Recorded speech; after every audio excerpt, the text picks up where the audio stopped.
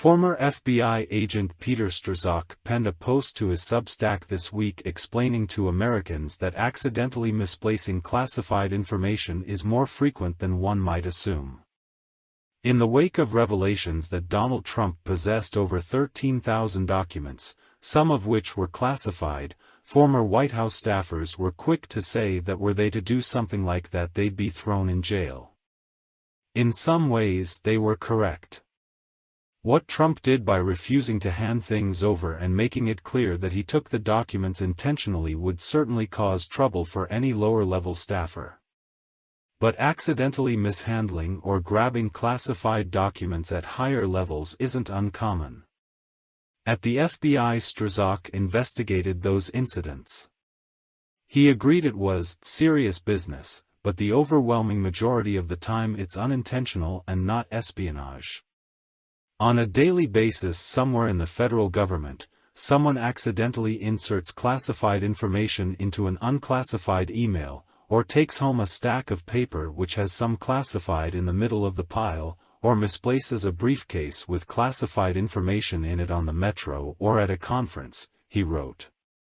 When I was the head of the FBI's counterespionage section, on a monthly basis, if not more, we'd get calls from various agencies telling us they'd come across a scenario like I just described, asking us if we would open a case. The subsequent discussion inevitably centered around one critical question: what did they know about the intent of the person who had mishandled the classified information? Strzok went on. This is the key reason that so many legal analysts have focused on the question of intent over the past few weeks in comparing Trump to Biden and now Mike Pence. As former FBI General Counsel Andrew Weissman explained earlier this month, the difference is in spilling a glass of milk versus throwing a glass of milk in someone's face. As of last week, the grand jury has already called witnesses to answer questions about Trump's motives for taking the information he did.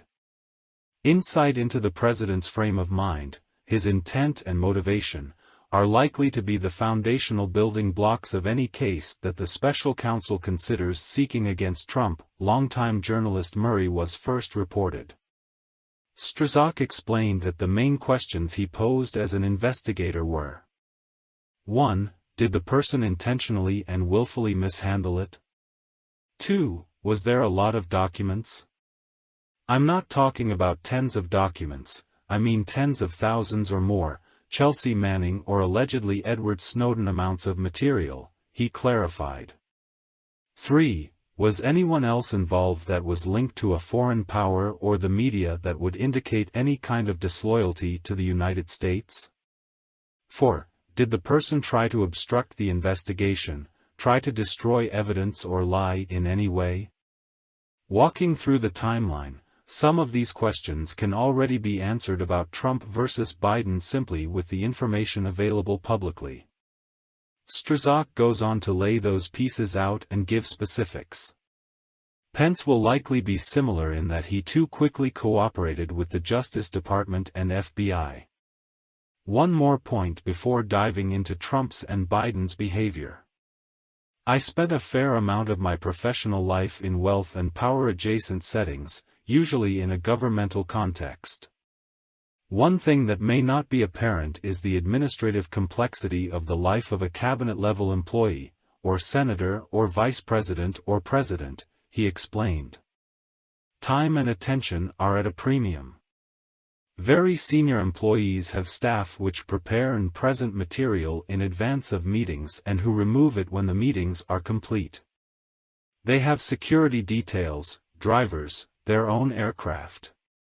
They have advisors, attorneys, public affairs specialists, cooks, people who run errands, plan their schedules, ensure bananas are cut in the precise way they prefer, mow their lawns, pack things, and unpack things. What most of us experience as the administrative burden of moving through life is not done alone but rather by a team, sometime a team of hundreds. He said that to demonstrate that it's entirely possible for a higher-level person to have a few things swept up. What is not normal, however, is 15 to 20 boxes of documents being accidentally taken.